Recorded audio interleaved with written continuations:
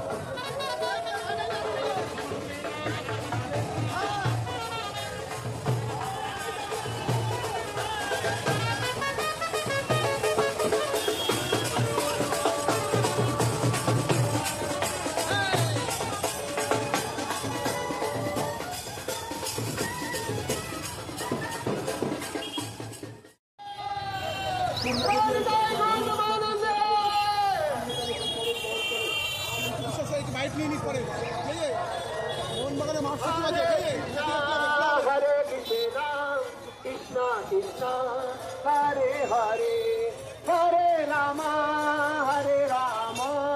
Ram Ram Hare Hare.